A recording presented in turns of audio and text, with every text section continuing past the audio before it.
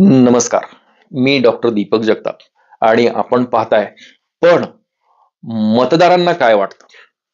आज मी ज्या विषयावर बोलणार आहे, तो विषय आहे बहीण लाडकीच असेल तर निकष कसले पाहता? बहीण लाडकीच असेल तर निकष कसले पाहता? कुठल्याही बहीण भावाच्या नात्यामध्ये समजा 2 बहिणी असतील एखाद्या भावाला. भाऊ शेतकरी आहे. एक बहीण मोठ्या फौजदाराला दिली मुंबईमध्ये. ती मस्त फ्लॅटमध्ये राहते, गाडीतनं येते आणि दुसरी बहीण कुठेतरी त्याच गावापासून एक 10 किलोमीटर अंतरावर एखाद्या शेतकरी कुटुंबामध्ये दिली, तर ती बहीण मात्र धारा काढते. हे असं विषम दृश्य आपल्याला अनेक ठिकाणी बघायला मिळतं. मी तर ग्रामीण भागामध्ये राहतो, त्यामुळे अशी विषमता मला अनेक ठिकाणी बघायला मिळते. आमच्याकडे कोणाच्या बहिणी काही IT सेक्टरमध्येच दिलेल्या आहेत असं काही घडत नाही. एकदम एखादा बहिणीचा नवरा JCB पोकलँड सहित काम करत असतो आणि एखाद्या बहिणीचा नवरा हा साधा 2 एकराचा शेतकरी असतो. तो शेतामध्ये राबत असतो. कुठं डाळिंब कर, कुठं ऊस कर, काय काय करत असतो. तर ही विषमता 2 बहिणी ज्यावेळेस माहेरी येतात, त्यावेळेस त्या माझी साडी बघ, तुझी साडी बघ, हे जे अं, भला मेरी साडी तेरी साडी से सफेद कैसे, हे जसं जे कुत्सितपणे जी जाहिरात केली जाते, निरमा वॉशिंग पावडर किंवा काय सर्फ एक्सेल असेल व्हॉटएव्हर. तर ही जी स्पर्धा आहे, तर ह्याच्या आत्ता याच्यावर बोलण्याचं कारण म्हणजे लाडकी बहीण, मुख्यमंत्र्यांची लाडकी बहीण, मुख्यमंत्री लाडकी बहीण योजना याचा खूप मोठा गवगवा होऊन निवडणुकीच्या तोंडावर ही बहीण आणली आणि ही योजना लागू केली. मध्य प्रदेश सरकारनं लाडली बहिणा हे मुख्यमंत्री चव्हाण असताना त्यांनी शिवराज सिंग चौहान यांनी अगोदरच लागू केलेली आहे आणि ती इतकी यशस्वी झाली की सगळ्याच्या सगळ्या लोकसभेच्या सीट तिथे निवडून आल्या आणि पुन्हा भारतीय जनता पक्षाचं राज्यातलं सरकार सुद्धा तिथं स्थिर स्थावर झालं. आणि मग यांना तर चव्हाण यांना तर प्रमोशन मिळालं आणि ते आता शिवराज सिंग चौहान आपल्या देशाचे कृषी मंत्री आहेत. तोच प्रयोग आता काय करायचं लोकसभेला इतका सपाटून मार खाल्ल्यानंतर. तर त्याचे ज्यावेळेस कारण शोधण्याचं काम सुरू झालं, तर त्याच्यामध्ये एक कारण होतं म्हणजे गाफीलपणा आणि फतव्याला उत्तर देणारा, काउंटर चेक करणारं आपल्याकडे साधन भारतीय जनता पार्टीनं काहीच शोधलं नाही. किंवा JP नड्डा निवडणुकीच्या ऐन रंगामध्ये आलेला असताना, निम्मा अर्ध मतदान झालेलं असताना काहीतरी बोलून गेले की आता आम्हाला संघाची सुद्धा गरज राहिलेली नाही, त्यामुळे संघानं लगेच त्या निवडणुकीमधून अंग काढून घेतलं. आणि मग अब की बार 400 पार म्हणणारं जे सरकार होतं किंवा पंतप्रधान मोदीच म्हणत होते की अब की बार 400 पार, हा नारा फेल गेला आणि पराभव अर्थात झालेला नाहीये, परंतु 240 खासदार निवडून आले. ते सुद्धा वन टाइम, म्हणजे एकपक्षीय बहुमताचं जरी नसलं सरकार, तरी सुद्धा गेल्या 35 एक वर्षातला जर इतिहास बघितला तर हे काँग्रेसला सुद्धा शक्य झाले नाही. काँग्रेसला 200 सुद्धा पार करता आलेलं नाहीये. कुठेतरी 150-155च्या आसपास आणि मग त्यांचं जे इंडिया आघाडीचं सरकार त्या वेळेस तयार व्हायचं, त्याप्रमाणे सरकार इव्हन वाजपेयींचं सुद्धा सरकार NDA आघाडीच होती. त्यामध्ये चंद्रबाबू नायडू वगैरे अनेक लोक होते.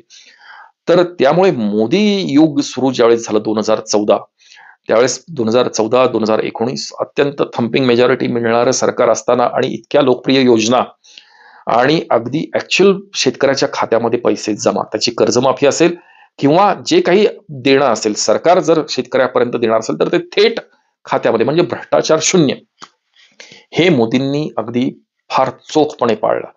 पण तरी सुद्धा रस्त्यांचं इन्फ्रास्ट्रक्चर, गडकरी साहेबांनी इतकं प्रचंड मोठं रस्त्यांचं जाळं, समृद्धी महामार्गासारखे सगळे, जो वाजपेयींच्या काळामध्ये सुवर्ण चौकोन, जो दिल्ली ते मुंबई ते बेंगलोर मार्गे अगदी कन्याकुमारी आणि तिथून परत चेन्नई मार्गे कलकत्ता आणि पुन्हा दिल्ली, हा जो सुवर्ण चौकोन, जो एक स्वप्न होतं, ते सुद्धा त्यांनी पूर्णत्वास नेलं.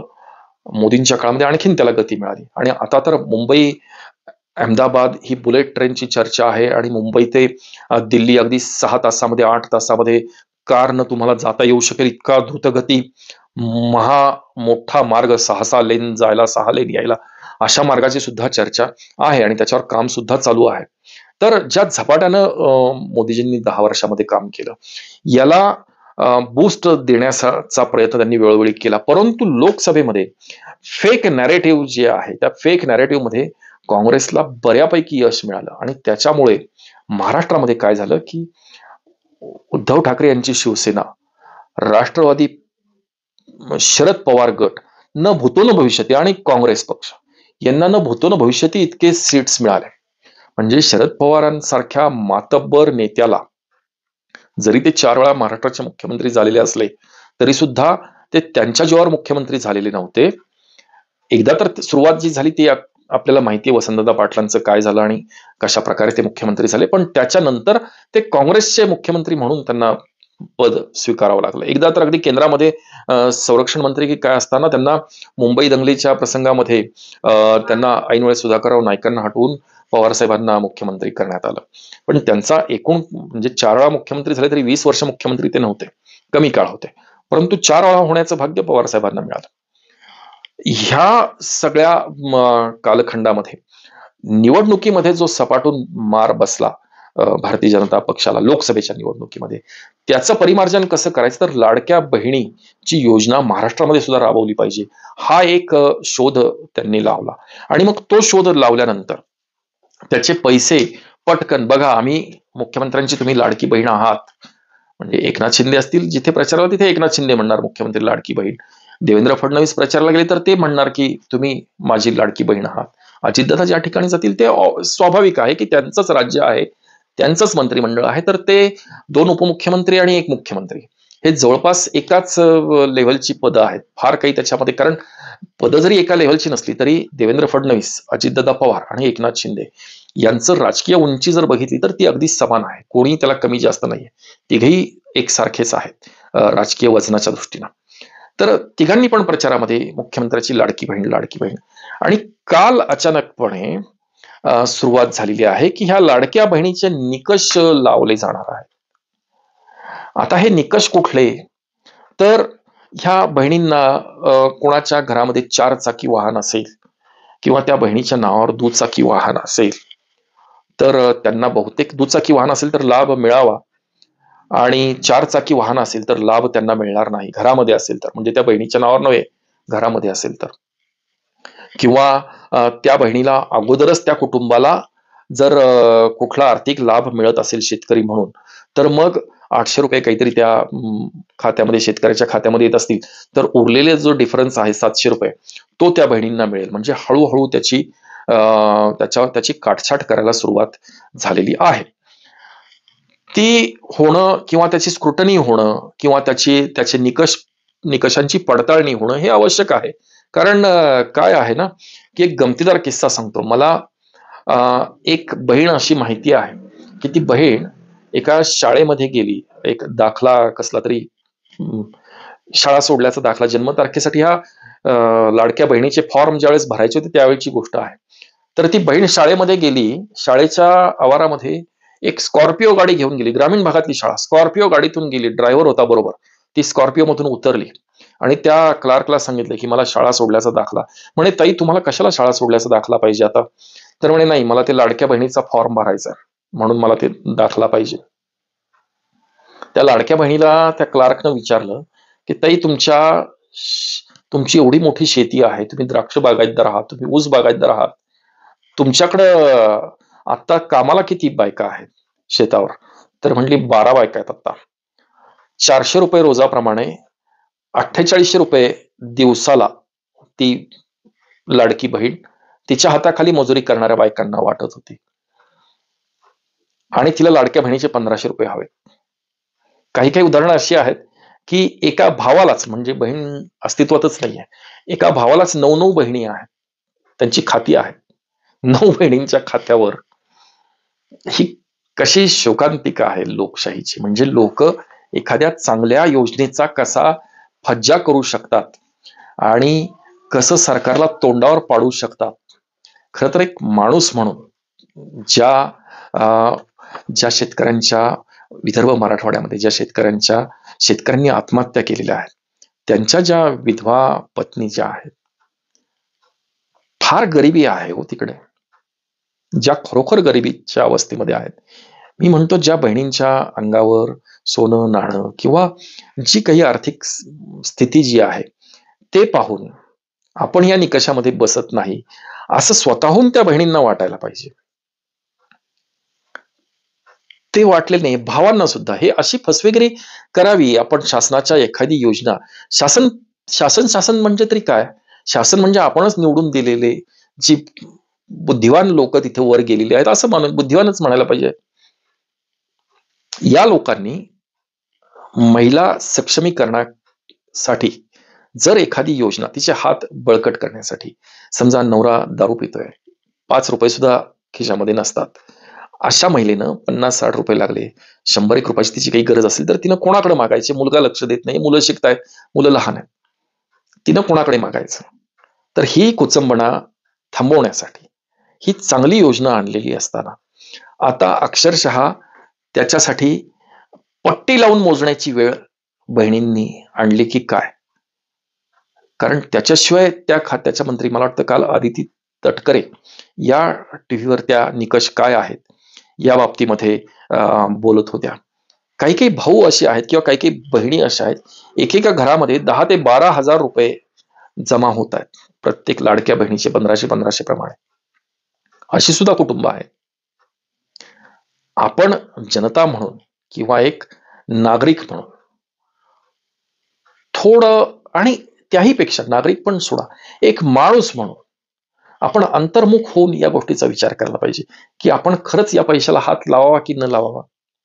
आपल्याला शिकवण काय आहे आपल्या धर्माची, की पडलेला रुपया सुद्धा रस्त्यावर, शाळेमध्ये मला आठवत आहे ग्राउंडवर सापडलेला 1 रुपया सुद्धा आम्ही शिक्षकांकडे नेऊन द्यायचो आणि मग प्रार्थनेच्या वेळेस ते शिक्षक सांगायचे, अमुक ह्या कोपऱ्यामध्ये 1 रुपया सापडलेला आहे, हा कोणाचा असेल त्यानं खातर जमा करून, किंवा कोणातरी घड्याळ, फार कमी मुलं घालायची पण कोणाच तरी घड्याळ विसरलं पाण्याच्या टाकीवर, कारण आम्ही असं नळाला तोंड लावून पाणी प्यायचो, अशी पाण्याची टाकी असायची आमच्या शाळेमधली, तर तिथं चुकून माकून कोणाचं घड्याळ राहिलं तरी सुद्धा, कारण शिक्षकांचे संस्कार आजही ते आठवतात, तर आम्ही ते सगळं नेऊन जमा करायचो ऑफिसमध्ये. म्हणजे मी असेल, माझ्यासारखे विद्यार्थी सुद्धा. मग आपण याला पात्र आहोत की नाही? आपल्याकडे 4 चांगले कपडे आहेत, न जाणो अशा गरीब बहिणी आपल्या सुद्धा या राज्यामध्ये आहेत. आपण त्यांच्यासाठी योगदान म्हणून, जसं मोदींनी सुरुवातीला 2014 साली ज्यावेळेस पंतप्रधान झाले, त्यांनी सांगितलं की मला काही गरीब कुटुंबांना गॅस कनेक्शन द्यायचंय किंवा सिलेंडर द्यायचा आहे, तर ज्यांची ज्यांची आर्थिक परिस्थिती चांगली आहे त्यांनी स्वेच्छेनं ती सबसिडी सोडावी.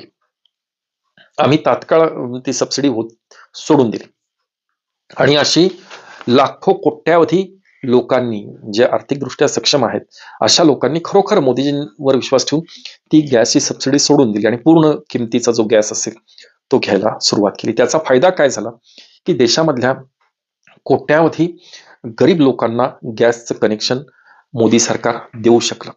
म्हणजे पंतप्रधानांच्या आवाहनामध्ये केवढी मोठी ताकद आहे बघा. तर हे सगळं मोदीजींच्या एका शब्दावर लोकांनी विश्वास ठेवला, तसं ह्या बहिणींच्या बाबतीमध्ये होणं आवश्यक आहे.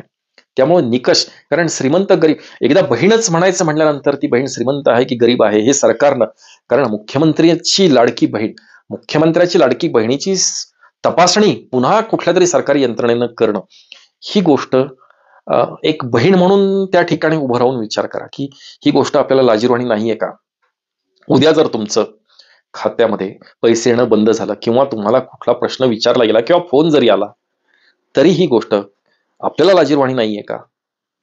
त्यामुळे ही खाती, जसं आपण गॅस कनेक्शन सोडून दिले आर्थिक स्थिती चांगली आहे म्हणून, तसं त्या बहिणींनाच मला आवाहन करावं असं वाटतं की आपणही जर आर्थिकदृष्ट्या आपण जर सक्षम असाल तर आपण स्वतःहून किंवा आणखीन एखादी गरीब मुलगी असेल जिला खरंच पैशाची नितांत गरज आहे पण ती एनरोल झालेली नाहीये, त्या ह्याच्यामध्ये योजनेत आलेली नाहीये, तर तिला बिचारीला एखादीला मदत होईल याचा विचार, याच्यासाठी सरकारनंच ही जबाबदारी उचलली पाहिजे असं माझं मुळीच म्हणणं नाहीये.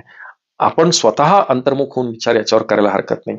आता मला ही योजनाच मुळात लागू ज्यावेळेस झाली, या राज्याला अर्थमंत्री आहेत, या राज्याला त्या महिला आणि बालकल्याण ज्या खात्यानं ती योजना आणली त्या खात्याला, अर्थमंत्रालयाला सुद्धा एक कॅबिनेट सेक्रेटरी असतात किंवा ह्या महिला बालकल्याण खात्याला म्हणजे प्रत्येक कृषी खातं असेल, वस्त्रोद्योग खातं असेल, प्रत्येक खात्याला एक IAS दर्जाचा एक अधिकारी असतो.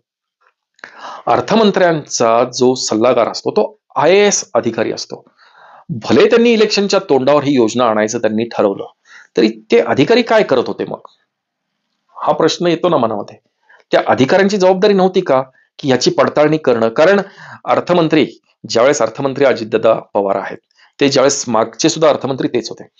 अर्थसंकल्प सादर करतात अर्थमंत्री. निर्मला सीतारामन असं काखेमध्ये एक त्यांची एक बंद असं लेदरचं पाऊच जे असतं ते घेऊन जातात, किंवा अजितदादा पवार एक लेदरची बॅग घेऊन जोधपुरी सूट घालून अ, अर्थसंकल्प मांडण्यासाठी येतात, कारण तो गोपनीय असतो.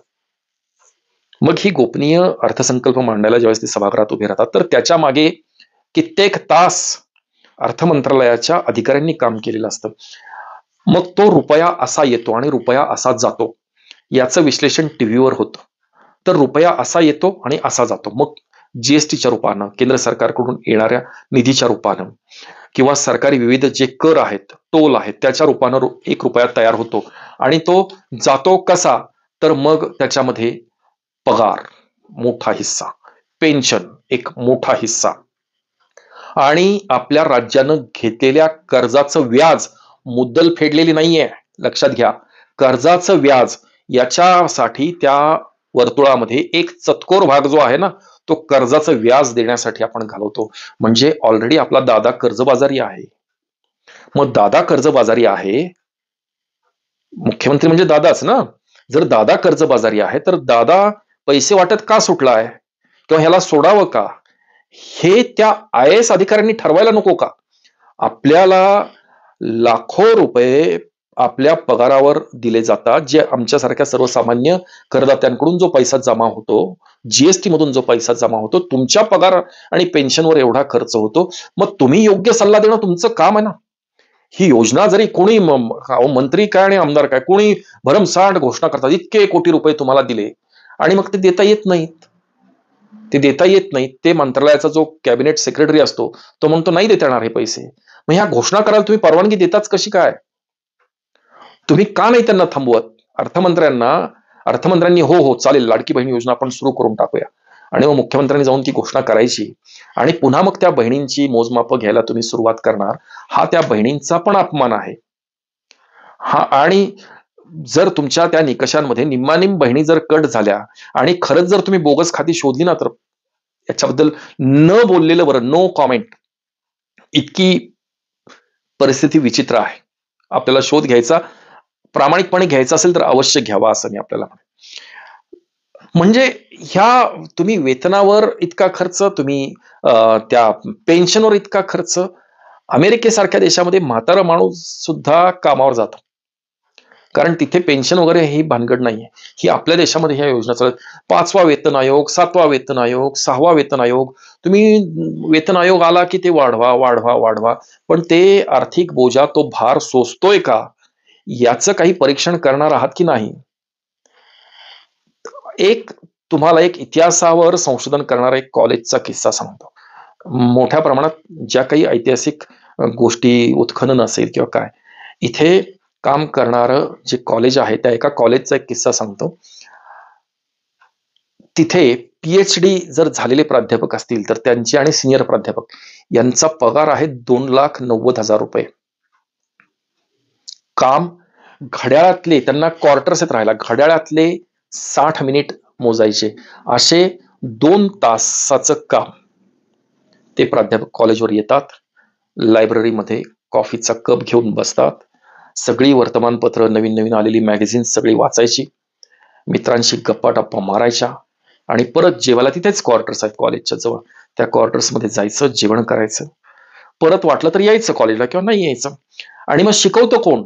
तर शिकवायला त्यांनी सबस्टिट्यूट प्राध्यापक ठेवलेले आहेत, की तू ₹1000 घे आणि शिकवून ये, कारण त्यांना दिवसाला ₹10,000 मिळतात पगार. कशी मजेशीर, गमतीदार, आणि लोकशाहीचा बुरखा जो आपण पांघरून बसलोय, आणि आंधळं दळतंय आणि कुत्रं पीठ खातंय, आणि जो काही ह्या लोकशाहीच्या नावानं बोंबाबोंब चालू आहे, त्याची कशी चेष्टा, थट्टा, मस्करी होते, हे या उदाहरणावरून आपल्याला लक्षात येईल. म्हणजे एखाद्याच्या घरात खायला अन्न नाहीये आणि इथे प्राध्यापक महोदयांना 2,90,000 पगार आहे आणि त्यांनी त्यांच्या हाताखाली शिकवायला ₹1,000 तासाप्रमाणे प्राध्यापक ठेवलेले आहे. याचा शोध सरकारनं घ्यावा घेऊ नये हा त्यांचा प्रश्न आहे. कारण परत ते प्राध्यापक सुद्धा परत न्यायालयात जातील, दाद मागतील, पुन्हा मग सरकार तोंडावर पडेल वगैरे वगैरे ह्या गोष्टी ओघानं आल्याच. परंतु ही समाजाची फसवणूक होते. ह्या माझी लाडकी बहीण योजना एक चांगली योजना की जी खरोखर गरजवंत असणाऱ्या मुलींना, महिलेला, बहिणीला, मातेला मिळणं अपेक्षित आहे. परंतु त्याचे निकष सुरुवातीला तयार केले नाहीत. त्याचे निकष बनवण्यासाठी जी कलेक्टर लेव्हलची, IAS लेव्हलची जी माणसं आहेत, यांनी त्याच्यामध्ये प्राण ओतून काम केलेलं नाहीये आणि त्याच्यामुळे इलेक्शनच्या निकालानंतर मंत्रिमंडळाची स्थापना ओढून ताणून नाराजी नाट्यानंतर मंत्रिमंडळ स्थापन झालं. ते झाल्यानंतर अनेकांनी पदभार स्वीकारण्याच्या अगोदर परदेशवारीला श्रमपरिहारासाठी अनेक मंत्री गेलेले आहेत. परंतु जे जे खाती स्वीकारतायत त्यांचं खातं स्वीकारल्यानंतर पहिलं काम जे त्यांनी काढलेलं आहे की आता लाडक्या बहिणींच्या निकषांची तपासणी करायची आहे, त्यांची स्क्रुटनी करायची आहे. ही एक प्रकारे थट्टा आहे असं माझं मत आहे.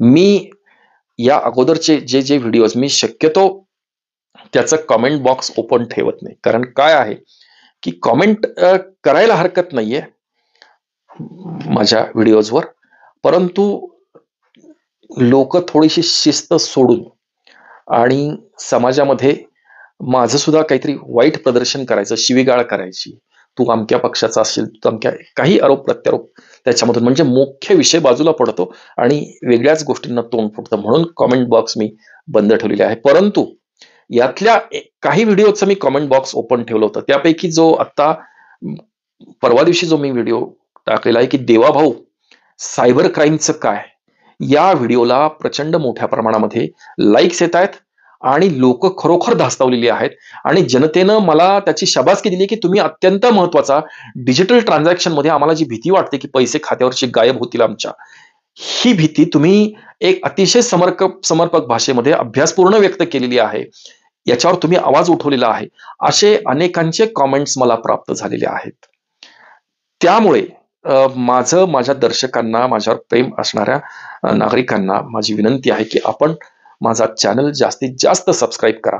मला ना कुठल्या पक्षाला ना सरकारला कोणालाही मला दोष देण्याची माझी इच्छा नाहीये, परंतु त्याच्यामध्ये जर काही अवगुण लपलेले असतील किंवा काही त्रुटी असतील तर त्या दाखवून देणं, त्या दुरुस्त करण्यासाठी त्यांना भाग पाडण्या इतकी ताकद माझी झालेली नाहीये.